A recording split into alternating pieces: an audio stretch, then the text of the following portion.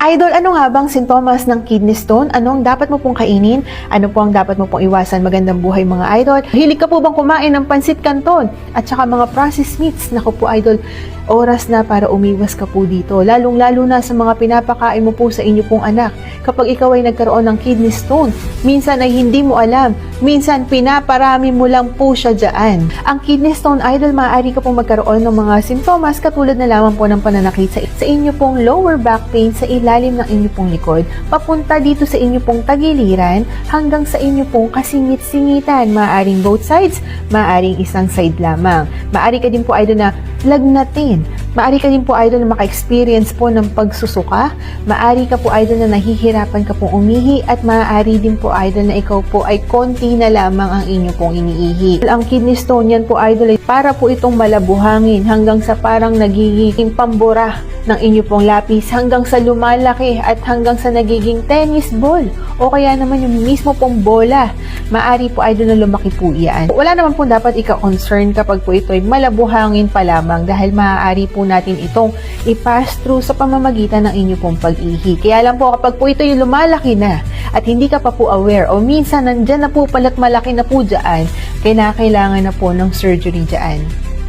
Paano po ba nagkakaroon ng kidney stone? Nagkakaroon ka po ng formation ng inyo pong kidney stone dahil marami po itong dahilan. Maaring hindi ka po umiinom ng tubig. Kapag po ikaw, idol, yung mga minerals po natin sa ating katawan, yung uric acid po natin, yung mga kinakain po natin, depende rin po yan, lalo-lalo na kung mayaman po ito sa calcium oxalate.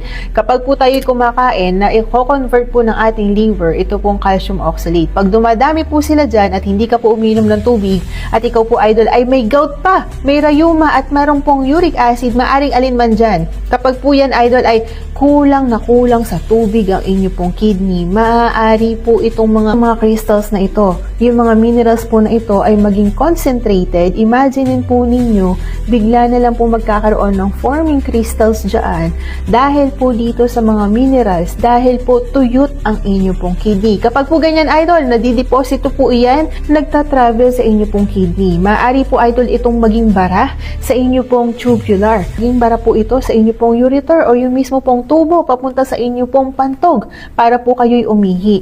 Maaari po magkaroon ng obstruction po dyan. Magtataka ka po kung bakit ang inyo pong ihi ay very concentrated at meron po itong kulay pula sa inyo pong ihi. Kailangan po umiwas ka po sa mga pagkain po matataas sa asin, matataas po sa sodium, matataas po sa pagiging maalat. Maaari po idol na umiwas ka rin po sa paggamit po ng mga toyo, sa paggamit ng patis, sa mga sausawan. Talaga nga naman, pag Pilipino, napakasarap magsawsaw. Kaya lang po idol, kung maiiwasan po, umiwas ka po mga patis bagoong, yung mga isda po na binabad sa asin at pinaarawan, daing, tuyo, dilis, napakataas po ng sodium content. Kung ikaw po'y gagamit ng mga pampalasa sa inyo pong pagkain, betchin o kaya naman yung sarap na may magic, kinakailangan idol ay konting-konti lamang at huwag mo pong ibudbud lahat. Kinakailangan po idol ay umiwas ka din po sa pagkain ng mga matataas po sa asukal dahil hindi lang po ang maalat.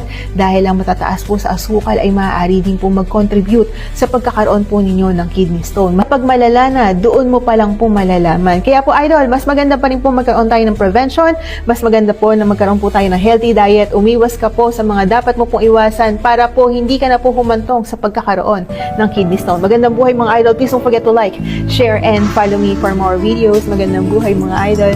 Please stay happy, stay healthy. Good vibes only.